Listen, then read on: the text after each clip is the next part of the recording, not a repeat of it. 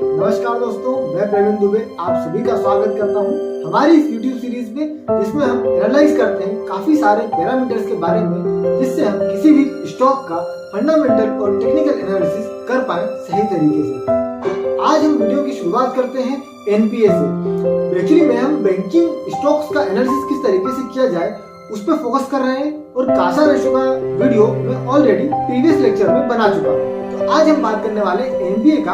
NPA क्या होता है, एनपीए क्यों जरूरी है बैंकिंग स्टॉक्स को एनालाइज करने के लिए, और एनपीए के कारण क्या बैंक की दिवालिया भी हो सकती है, और क्या आपकी बैंक सेफ है और आपका पैसा सेफ है आपके बैंक अकाउंट में। तो आज इन सब बातों पर हम चर्चा करने वाले हैं। अगर आप हमारे चैनल पे नए हैं तो सबसे पहले चैनल को सब्सक्राइब कर लीजिए, ताकि इसी तरह के और भी इंफॉर्मेटिव वीडियोस कहीं आपसे मिस ना हो जाए। चलिए वीडियो को स्टार्ट करते हैं। सबसे पहले मैं आपको बताता हूँ एनपीए का फुल फॉर्म। एनपीए का फुल फॉर्म होता है नॉन परफॉर्मिंग एसेट्स। मींस ऐसे एसेट्स जो परफॉर्म नहीं कर रहे हैं या काम नहीं कर रहे हैं। तो एक्चुअली में बैंकिंग के केस में हम बात करते हैं तो बैंकिंग का असेट होता है वो पैसा जो उन्होंने अपने क्लाइंट से या कस्टमर से लिया हुआ होता है। अब वो पैसा अगर काम ना करे, काम इन द सेंस बैंक का वर्किंग एक्चुअली में उस पैसे को यूटिलाइज करने का ही होता है। उस पैसे को बैंक किस तरीके से यूटिलाइज करती है, बैंक पैसे को काम पे लगाती है लोन डिस्ट्रीब्यूशन करके। बैंक लोन डिस्ट्रीब्यूट करती है उन लोगों को जिनको पैसों की नीड होती है। तो उस तरीके से जब बैंक लोन डिस्ट्रीब्यूशन करती है तो उसके पास इंटरेस्ट के रूप में इनकम जनरेट होती है, तो वही उसका मेन सोर्स ऑफ इनकम होता है। अब ये सोर्स ऑफ इनकम उसको कहां से आया, लोन डिस्ट्रीब्यूशन से। लोन डिस्ट्रीब्यूशन कहां से हुआ, उस पैसे से जो उसके क्लाइंटों ने करंट अकाउंट, सेविंग अकाउंट या एफडीज के थ्रू बैंक को दिया था।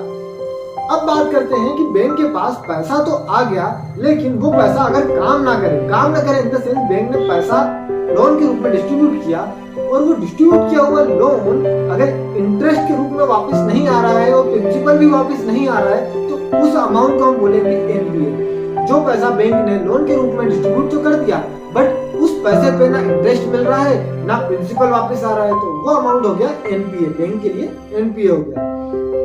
बैंकों में ऐसा पैसा काफी सारा हो चुका है आज की डेट में, क्योंकि काफी सारे डिफॉल्ट्स पहले से हो चुके हैं। खैर ये बात अलग है कि गवर्नमेंट की पॉलिसीज के कारण इन डिफॉल्ट लोन्स में कमी आ रही है और बैंकों की लोन हिस्ट्री जो है वो सुधरती जा रही है।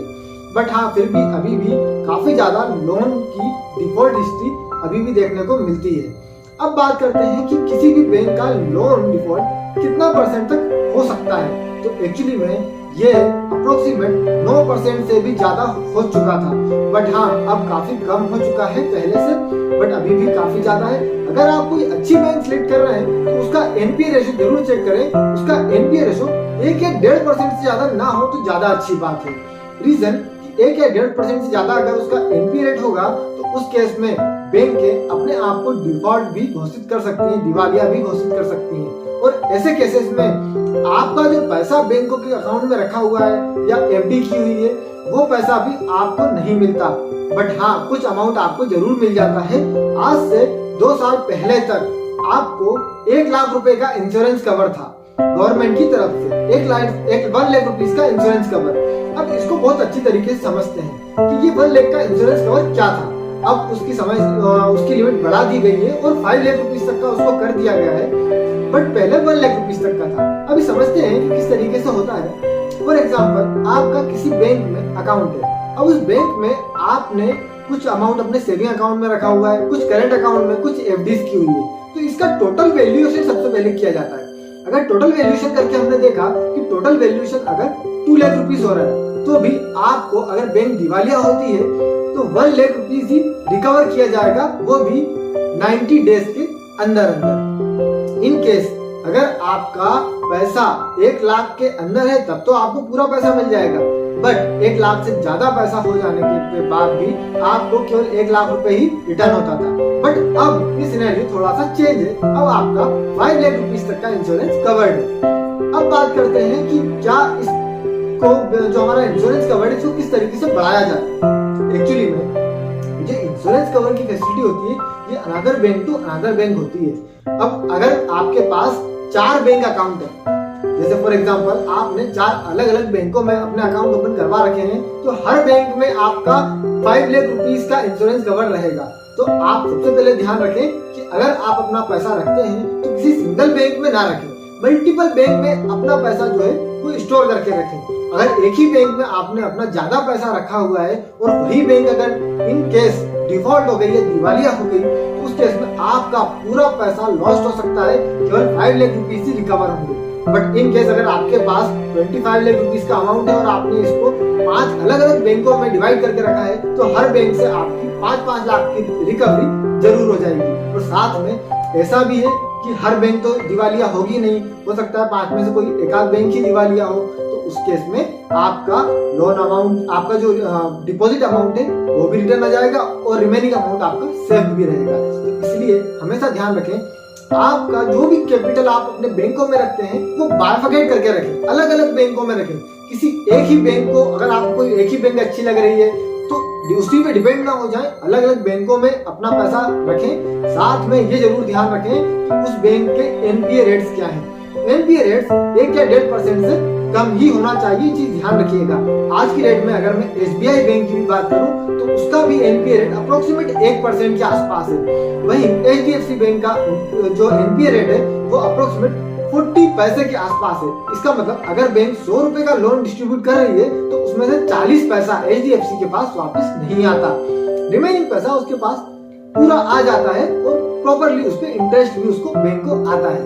अब बात करते हैं कि अगर बैंक के पास वो पैसा नहीं आता तो बैंक उसको क्या करती है। तो बैंक के पास एक पर्टिकुलर टाइम ड्यूरेशन होता है, उस टाइम ड्यूरेशन के बाद उस बैंक को उस पैसे को एनपीए में डाल देना पड़ता है। अगर वो पैसा रिकवर होता है तो अच्छी बात है, नहीं होता तो कोई बात नहीं, बैंक को अपने पास से वो पैसा भरना पड़ता है। इसीलिए बैंक के लिए पॉलिसी बनाई गई है कि बैंक के पास जितना भी पैसा आता है उससे क्लाइंट से, भले वो सेविंग अकाउंट से आए, करंट अकाउंट से आए या एफडी से आए, उसका बैंक अप्रोक्सीमेट 75% पैसा ही यूज कर सकती है अपने असेट के रूप में, मींस लोन डिस्ट्रीब्यूशन में। रिमेनिंग अमाउंट उसको अपने पास सिक्योर करके रखना पड़ता है या आरबीआई के पास सिक्योर करके रखना पड़ता है। ये आपकी सेफ्टी के लिए होता है।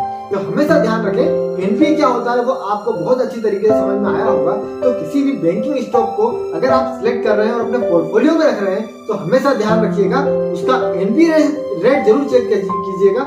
एनपीए रेट कम से कम होना चाहिए तो बहुत अच्छी बात है। कुछ केसेस में एनपीए रेट काफी हायर हो जाता है, 3%, 4% तक का भी हो जाता है। बट हाँ ये जरूर देखिएगा पिछले कुछ सालों में बैंक ने इस पर काम किया है या नहीं किया है। अगर उसकी एनपीए कंसिस्टेंटली इंक्रीज हो रहे हैं तो वो बैंक आगे चल के डेफिनेटली दिवालिया हो सकती है।